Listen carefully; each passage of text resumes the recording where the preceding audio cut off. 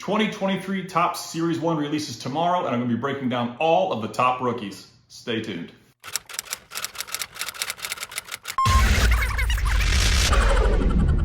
For this video, I grouped players within tiers. It is important to note that each tier is based on a player's ceiling, indicating peak performance projection. Elite players have an MLB MVP ceiling, 1's MLB Superstar, 2 Organizational Star, 3's have an above average big league ceiling, 4's are MLB regulars, 5's are below average regulars, and 6's are platoon/bench players. The lowest group of players on this list ranked in tier 3 with an above average MLB player ceiling. I'd also like to mention that the position of each player within a tier on the graph does not indicate that one is better than the other. First on this list is St. Louis Cardinals second baseman Nolan Gorman. He's one of the youngest players on this list, having yet to celebrate his 23rd birthday. Gorman's greatest asset is his raw power. He posted a career .226 ISO in the minors and fell just short of 200 in his rookie season in the MLB. Gorman was good for 14 home runs in 2022, putting him among the top 10 qualified rookies. The downside to his exceptional power is his lack of contact. Gorman held fringe K numbers in the minors, and they got even worse after his call-up as he posted a 32.9% K rate and a 4.11 K to walk ratio. He's got the juice to hit 30-plus home runs across the full major league season, but he'll need to improve his contact rates to make that happen. Next in the tier 3 category is Nick Pratto, who has an almost identical offensive profile to Gorman with less defensive upside and even worse K numbers. Pratto hit 36 home runs in the minors in 2021 and was good for 7 across 182 plate appearances in his rookie season. For me, he defines the slugger prototype, having a first base DH ceiling and high home run output, but awful K numbers. Pratto put up a 36.3 K percentage in his rookie season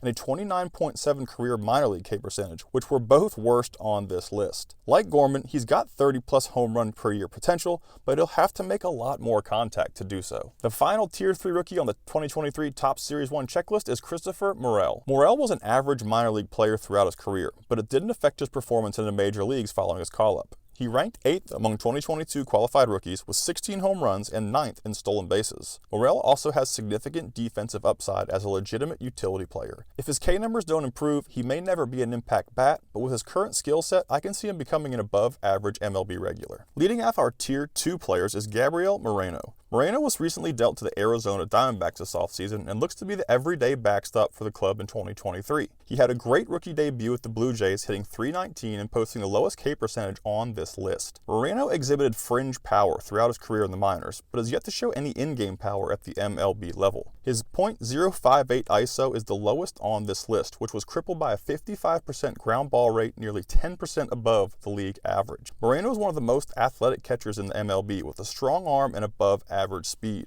He brings significant defensive value behind the plate, but he'll need to tap into more power to get much notoriety in the hobby world. Next is Vaughn Grissom, who is one of my favorite sleeper prospects going into the 2022 MLB season. He posted the highest career MILB batting average on this list at .315, and when Ozzie Albies went down in the back third of 2022, Grissom got the call and responded in great fashion. Over 156 MLB plate appearances, the fresh 22-year-old hit .291 with 5 homers and 5 stolen bases. He kept his K percentage near 20, but let his K to walk ratio slip into the 3s. The Braves must have a ton of faith in Grissom after letting go of Dansby Swanson this offseason. He played the majority of his games at second base, but has been working with infield magician Ron Washington this offseason to prepare for the possibility of playing shortstop in 2023. Our next tier 2 player on this list is Oscar Gonzalez, a corner outfielder in the Cleveland Guardians organization. Gonzalez was a very solid and consistent player in the minors for years, hitting .280 with a 168 ISO across his career. After he finally got the call to the MLB, he didn't disappoint, hitting .296 across 382 plate appearances with 11 home runs and a sub-20 K percentage. One issue I have with Gonzalez is his extremely aggressive approach at the plate. His K to walk ratio stayed in the 5 range in the minors and followed him to the MLB where he posted a 5.02 K to walk ratio. With his scouting report being readily available for opposing clubs in 2023, Gonzalez will have to make some adjustments to his approach, or we could see his numbers dip significantly during his sophomore year in the major leagues. Now, I don't cover many pitchers, but I also wanted to make sure I mentioned Hunter Brown, who is the best pitcher on this checklist, and I also would put him in the tier 2 category. Oswald Peraza leads off our last group of Tier 2 players on this top Series 1 rookie checklist. He got off to a hot start in his professional debut with the Yankees in 2022, hitting .306 while posting excellent K numbers for a fresh big leaguer. His minor league performance over the last 2 years has been stellar to say the least, as he showed off the ability to hit for average, power, and steal bases at will. He's also one of the top shortstop defenders, if not the top, in a stacked Yankees farm system. He held a 1,000 fielding percentage across 12 games between shortstop and second base for the Bronx Bombers. Now, there are a few things worth mentioning as you dig further into his major league stats. Peraza's average exit velocity of 81.6 was nearly 10 miles per hour below the 2022 MLB league average. He also posted a 57.5% ground ball rate with a .359 batting average of balls in play. The majority of his hits were ground balls, with quite a few seeing eye singles sprinkled along the way. My point is that even though Peraza hit .306, there was quite a bit of luck involved. His swing tends to get long at times, but he makes up for it with his plus raw strength. All of those things aside, he only had 49 professional at-bats, made a ton of contact, and held great K numbers in his debut. So there's a very good chance he keeps up the offensive production in 2023. If you guys enjoy my videos and want to help support the channel, please check out my Patreon page. I've got lots of exclusive content over there, including detailed autograph checklist breakdowns of all Bowman releases from 2019 to the present, including 2022 Bowman Chrome and 2022 Bowman Draft. You can also check out my top 100 Bowman Chrome autos list and my top 100 Bowman Chrome autos under $50 list. Some other Patreon exclusive perks include a private Let's Talk Wax Discord server, early access to all of my video info, and free monthly giveaways. If you guys are interested and want to check it out and help support the channel, I'll put a link to it in the description. Next on our list is Tristan Casas, who only had 76 at-bats in 2022, so he will enter the 2023 season still under rookie status. In those 76 at-bats, Casas hit 5 home runs, which would put him somewhere close to 30 home runs over the course of a full 450 at-bat season. He's got great plate discipline, backed by excellent K numbers in his professional debut in 2022. Which allows him to really maximize his raw power to all fields. I've seen him turn 95-mile-per-hour fastballs high and tight in the zone for a home run with his quick hands and short lefty stroke. He posted an average exit velocity of 85 miles per hour and peaked in 2022 with a max exit velocity of 110.5. Casas also didn't show any significant struggles split-wise versus lefties and righties. He only posted a .197 batting average in his professional debut, but didn't catch many breaks with a .208 batting average balls in play. Another lackluster stat from his small sample size was a 56% ground ball rate. Casas had great K numbers, which leads me to believe that the average will come, and if he can get the ball in the air more, he could be a very destructive bat in the Bo Sox lineup in 2023. Brett Baty is our final Tier 2 player on the 2023 top Series 1 rookie checklist. He's got the smallest MLB sample size on this list, having only recorded 42 plate appearances after his late season call-up in 2022. Baty had a prolific minor league career in the New York Mets organization, hitting .289 with a .204 ISO. He held fringe K numbers throughout his MLB career, but only whiffed in 19% of his plate appearances at the big league level. Two things that concern me with Baty are his career-high K to walk ratios and his 55-plus ground ball percentage during his pro debut. He'll need to do a better job of making more solid contact in the strike zone and getting the ball in the air more to reach his peak offensive production. Baty could see some significant time in the MLB this season between third base and left field, but he's not exactly a lock for a starting role in 2023. Miguel Vargas is our first Tier 1 player on this list. Although he didn't see much success in his quick cup of coffee in the major leagues in 2022, he's been a consistent source of offensive production throughout his minor league career. Following his call-up, Vargas split time between left field and third base, leading me to believe that the Dodgers are attempting to get his bat in the MLB lineup as quickly as possible. They also dished Justin Turner and only signed JD Martinez to a 1-year contract, which expires at the end of the 2023 season. Vegas is another unicorn bat with a career 300-plus batting average, 200-plus ISO, and phenomenal K numbers. He's done a lot of work on the physical side to improve his speed and body. I don't see him becoming an impact runner at the MLB level, but he's become a much better athlete since he was signed in 2018. The path to the big leagues in the Dodgers organization is a very difficult one, but I think they will find a way to get Vargas consistent at-bats in 2023. He's really got nothing left to prove at the minor league level. Our next Tier 1 player is the oldest on this list, but also boasts one of the highest offensive ceilings. Vinny Pasquantino has punished minor league arms over the last 3 years, recording a career .292 batting average and a .277 ISO, the highest minor league career ISO of any player on this list. Across his 298 MLB plate appearances in 2022, Pasquantino hit .295 with 10 home runs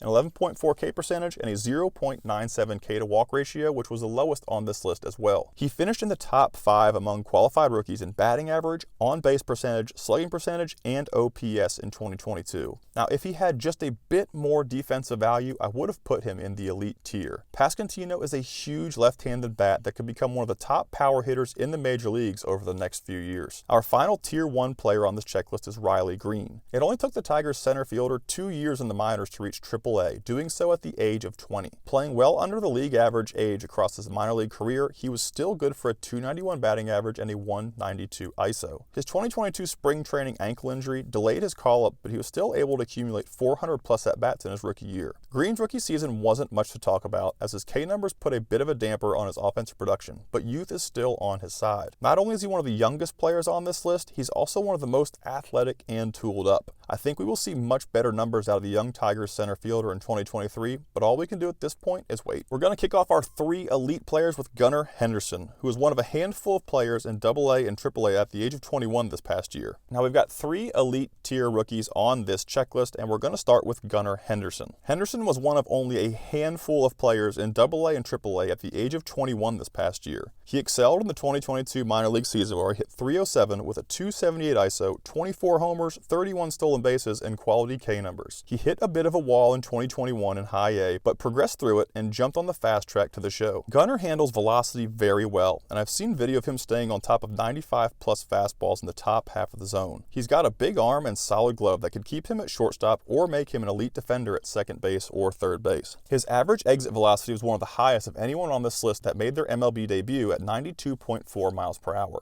He made quite a bit of hard contact. Now, to be fair, I should mention a deep dive stat to be aware of. Henderson struggled quite a bit against lefties in his major league debut, with a left-right split of 130 to 290. As almost all hitters struggle with a lefty-lefty matchup, hopefully he can at least narrow the gap in 2023 between a split. Gunnar is my prediction for 2023 AL Rookie of the Year due to both his talent and off-the-field qualities. Our next elite tier player is Adley Rutschman, who garnished a 5.3 WAR in his rookie season, tying NL Rookie of the Year winner Michael Harris for first on the list. He also finished second in AL Rookie of the Year voting behind Mariners star center fielder Julio Rodriguez. Rutschman was the #1 overall pick in the 2019 Major League Draft and had a stellar minor league career, hitting .281 with a .206 ISO and sub 20 K percentage. He continued to perform after his early call-up to the MLB, where he hit .254 with a 191 ISO, 13 home runs, and elite K numbers, finishing the season with the 96th percentile in walks. Rutschman has the defensive skill set and makeup to become an all-star caliber catcher. He's also capable of doing significant damage from both sides of the plate offensively. He has the tools and the makeup to become a superstar caliber player and should make some runs at AL MVP in the future. Magic Mike Harris is the last elite player on the 2023 Top Series 1 checklist. Harris didn't spend much time in the minors, making his MLB debut at age 20. He made an immediate impact offensively and defensively for the Braves and went on to win the 2022 NL Rookie of the Year award. Harris posted a 5.3 WAR while hitting .297 with a .217 ISO, the highest on this list,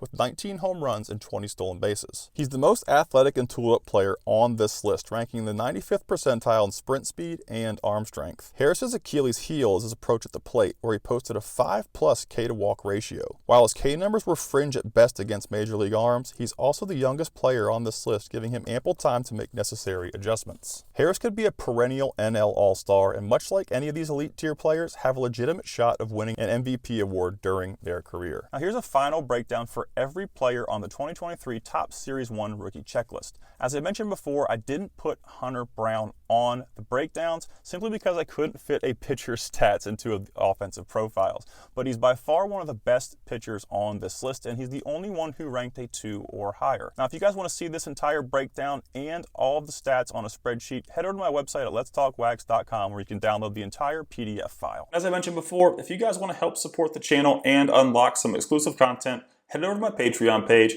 I'll put a link to it in the description of this video. And don't forget to head over to my website at letstalkwags.com to find downloadable data sheets for all of my videos. I want to give a quick shout out to all of my level 3 supporters over on Patreon: Max, Brad, Bruce Wiley, Chris Kwiatkowski, G Squared Collectibles, Castle Cards, Eric Alonzo, Graham Cochran, Jason Hall, Jonathan Asensio, Andrew Smith, Matthew, Jerry Rudolph, William Depew, Just Dingers Breaks, Kenny, Larry Canterbury, Lucas Bonita, Sup Dem Bros, 909 Sports Cards, Max Anthony, Michael McDonough, Mike Barrier, Tom Barta, Bird's Eye Breakers, Bo Davies, Christopher Grosinski, and Dan the Man. I want to thank everyone for watching. If you guys enjoy my videos, please check out the other ones on my channel. I appreciate all my supporters over on Patreon and everyone who subscribes to the channel. Y'all have a great day.